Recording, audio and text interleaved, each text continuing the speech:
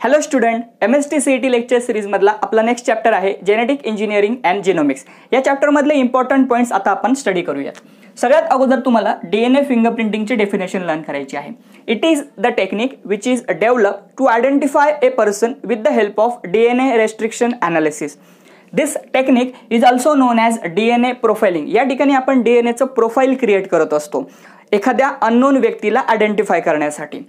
जवळपास 99.9% DNA molecule हा प्रत्येक म्हणजे सर्व व्यक्तींमध्ये सारखाच असतो, फक्त एक छोटासा सिक्वेन्स असतो की जो तो डिफरंट असतो आणि तो त्या DNA मॉलिक्यूलमध्ये सेव्हरल टाइम रिपीट होतो। त्या सिक्वेन्सला VNTR असं म्हटलं जातं, that is variable number of tandem repeat. Variable number of tandem repeats सगळ्यात अगोदर वायमन अँड R व्हाईट यांनी 1980 मध्ये डिस्कवर केला होता। त्यांच्या म्हणण्याप्रमाणे कुठल्याही दोन व्यक्तींमध्ये VNTR सेम असण्याची पॉसिबिलिटी 1 in 300 मिलियन आहे। त्यामुळे ही पॉसिबिलिटी तुम्ही प्रॉपरली लर्न करा। So having same VNTR in any two person, the probability is almost 1 in 300 million, which is negligible or you can say very rare. त्यानंतर DNA फिंगरप्रिंटिंगच्या टेक्निकमध्ये जे steps follow केल्या जातात त्यांचा sequence तुम्हाला माहिती पाहिजे। त्या स्टेप्स आता आपण स्टडी करूया। सगळ्यात पहिली स्टेप आहे DNA आयसोलेशन।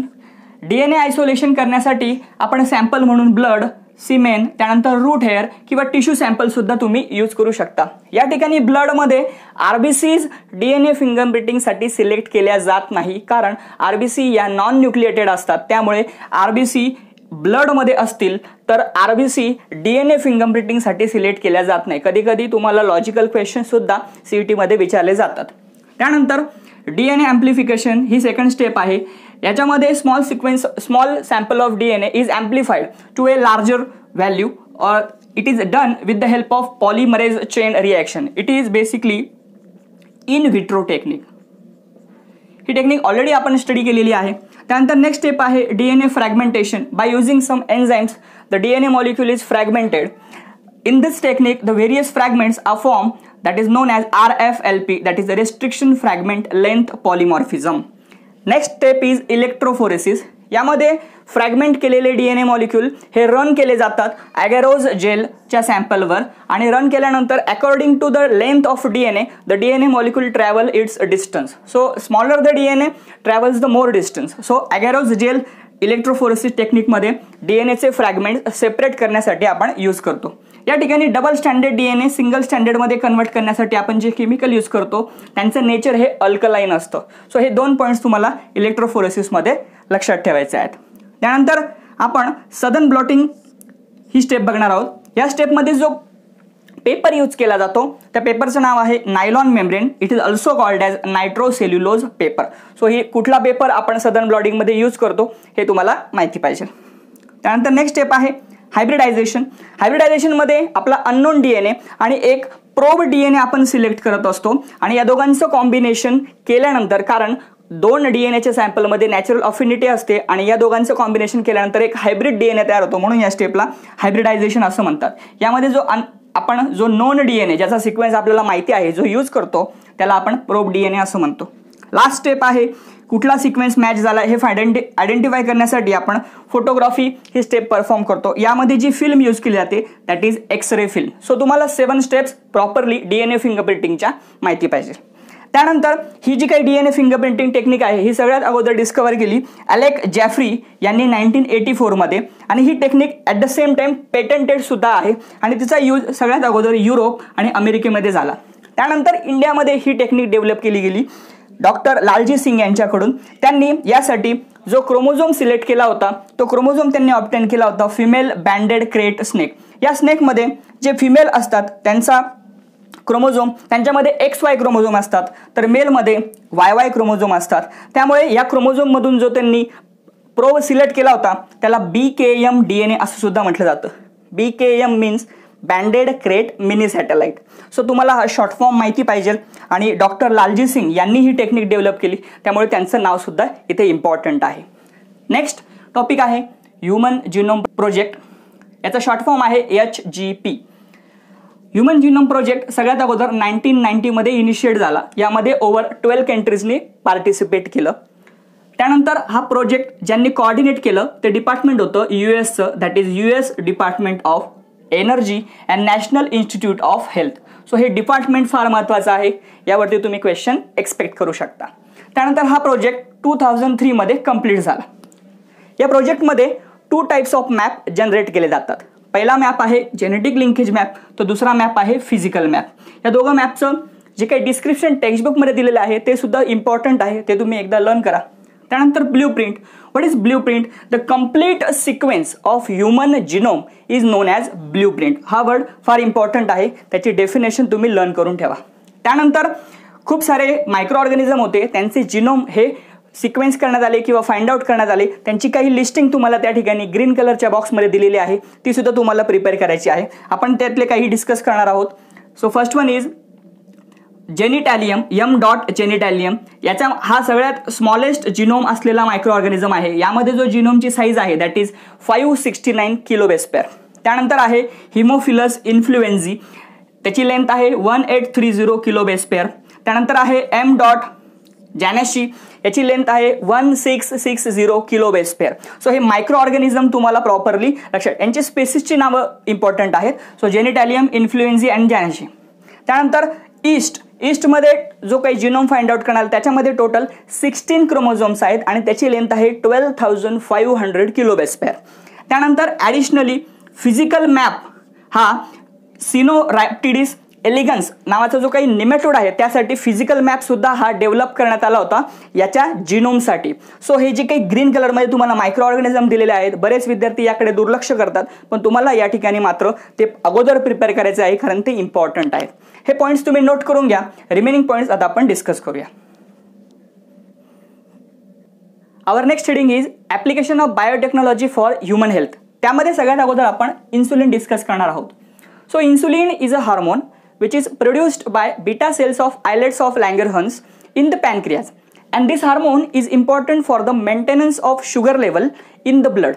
So ज्या लोकांमध्ये इन्सुलिनचं प्रोडक्शन कमी होतं त्या लोकांमध्ये डायबिटीज होण्याचे चान्सेस हे फार ग्रेटर असतात. सगळ्यात अगोदर इन्सुलिन 1921 मध्ये बँटिंग आणि बेस्ट या 2 शास्त्रज्ञांनी डॉग्सच्या पॅनक्रियाजपासून एक्स्ट्रॅक्ट केलं होतं. त्यानंतर जेनेटिक इंजिनिअरिंग सारखी टेक्निक 1980s मध्ये डेव्हलप झाल्यानंतर ई कोलायच्या साहाय्याने रिकॉम्बिनंट DNA टेक्नॉलॉजीचा यूज करून सगळ्यात अगोदर जेनेटिकली इंजिनियर्ड इन्सुलिन हे प्रोड्यूस करण्यात आलं. सो इयर आणि त्या इयरमध्ये इन्सुलिनच्या बाबतीत कुठले एक्सपेरिमेंट झाले हे तुम्हाला माहिती पाहिजे. त्यानंतर नेक्स्ट पॉईंट आहे व्हॅक्सिन.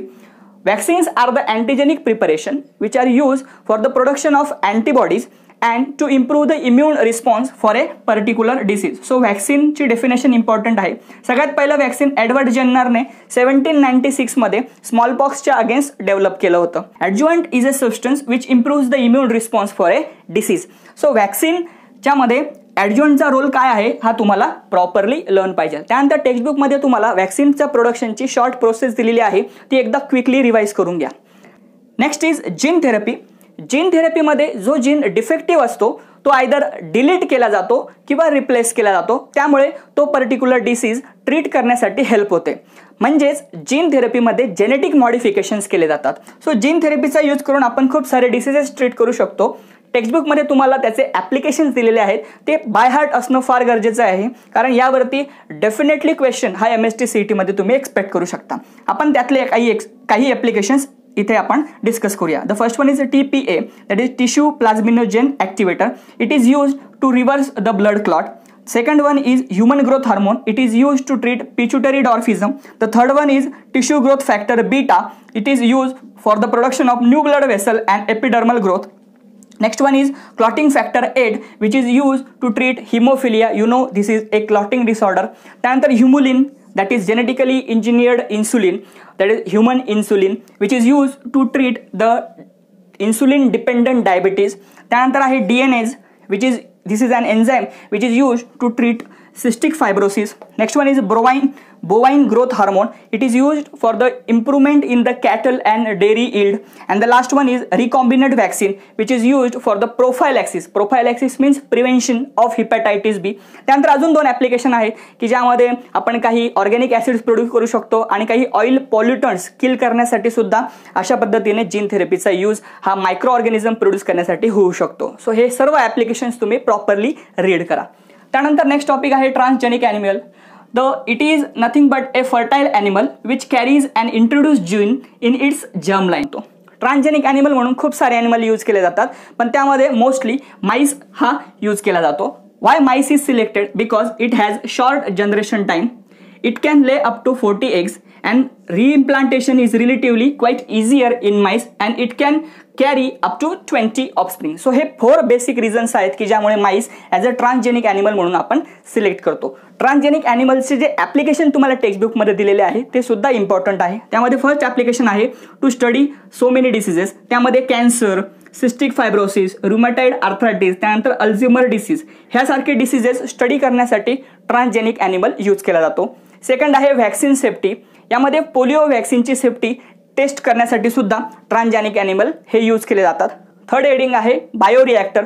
त्यामध्ये alpha one antitrypsin which is use for the treatment of emphysema याची टेस्टिंग करण्यासाठी सुद्धा ट्रान्सजेनिक ॲनिमल यूज केले जातात. त्यानंतर PKU that is phenyl ketone urea याची ट्रीटमेंटसाठी याच्या टेस्टिंगसाठी सुद्धा ॲज अ बायोरिॲक्टर म्हणून ट्रान्सजेनिक ॲनिमल यूज केले जातात. त्यानंतर रोझी काऊचं तुम्हाला एक्झाम्पल दिलं आहे. ही अशी काऊ आहे की जी बॅलन्स्ड मिल्क प्रोड्यूस करते आणि तिच्या 1 लिटर मिल्कमध्ये 2 to 4 grams of protein present असतं which is nutritionally balanced. So Rosie cow ही सुद्धा एक ट्रान्सजेनिक काऊ आहे. आणि फोर्थ ॲप्लिकेशन आहे केमिकल सेफ्टी.